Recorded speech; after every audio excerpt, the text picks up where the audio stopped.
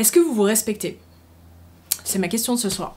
C'est le sujet de ce soir, le respect de soi, et forcément en découle le respect des autres, et les limites qu'on se met. J'ai envie de parler de ce sujet ce soir parce qu'il y a plein d'expériences que j'ai vécues plus jeune, qui étaient dans cette thématique-là, et qui m'ont fait prendre conscience que c'était un élément qui est super important.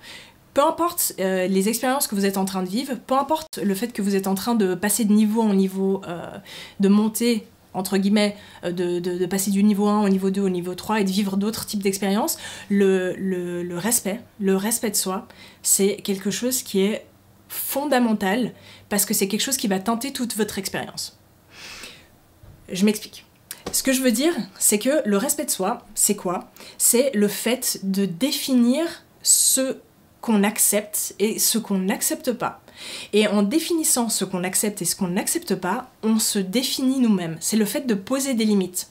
Quand je pose pas des limites sur ce que j'accepte et ce que j'accepte pas, et que finalement, de l'extérieur, j'accepte tout, c'est-à-dire, si je prends un exemple super simple, quelqu'un, peu importe dans quel domaine de votre vie, au travail, dans votre famille, dans votre cercle d'amis, vient me parler et me rabaisse en me parlant, j'accepte ça.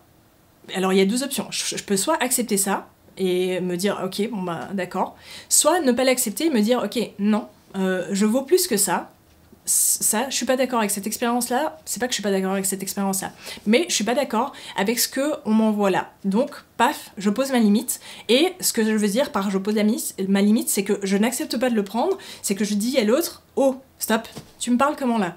Je suis pas d'accord. Et en disant ça, j'ai posé une limite, et je suis en train de commencer à définir qui je suis. Et ce qui est intéressant, quand on définit qui on est, c'est qu'on commence à envoyer des signaux qui sont clairs dans la simulation, et la simulation peut nous répondre de manière claire. Et ça, c'est essentiel parce que après on vit des trucs qui sont trop cool. Quand on pose pas des limites et qu'on se respecte pas soi-même, c'est-à-dire que finalement on n'a pas cette espèce de ces boundaries, ces limites autour de nous qui nous définissent, on va accepter tout ce qui vient de l'extérieur. Et en acceptant tout ce qui vient de l'extérieur, on envoie des signaux dans la simulation qui sont pas clairs.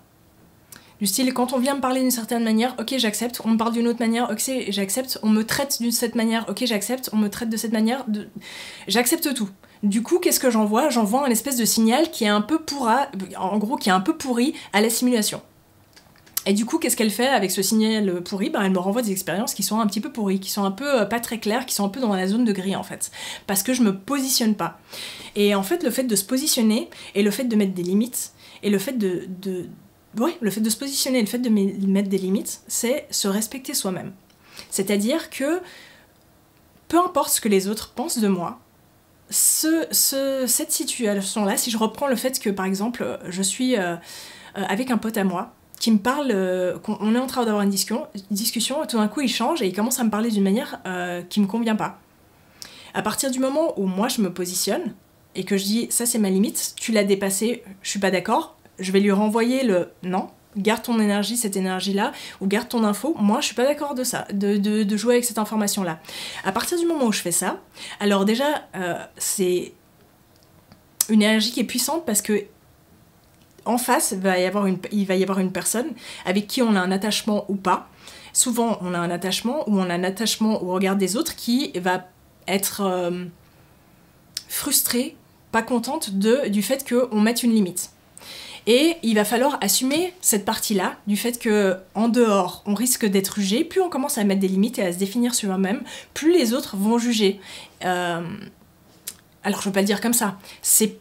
Certaines personnes vont juger ça et vous dire là t'abuses un peu, de dire ça c'est un petit peu abusé, tu t'exagères, ou ouais finalement il ou elle voulait pas le dire comme ça, et c'est là qu'il faut avoir cette espèce de puissance intérieure et de se dire qu'en fait peu importe si c'est justifié ou pas, si c'est vrai ou pas, c'est ma vérité, c'est ma réalité, c'est mon jeu, et dans mon jeu, ça, je n'accepte pas, ça, j'ai pas envie que ça se passe, ça, je suis pas d'accord.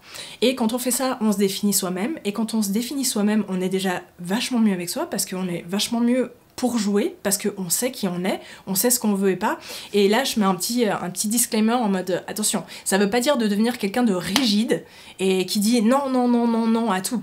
Il faut pas aller dans l'extrême. Hein. À chaque fois que je dis un truc, allez pas dans l'extrême inverse, c'est-à-dire de pas se respecter, passez pas dans le dictateur. Hein. Il faut passer dans le... Passez pas dans le dictateur, c'est revenez un peu au centre. Il y a un moment où vous allez passer peut-être un tout petit peu dans l'extrême parce qu'il va falloir que vous vous bâtissiez, mais après revenez dans le centre, c'est vraiment qu'est-ce qui est important pour vous.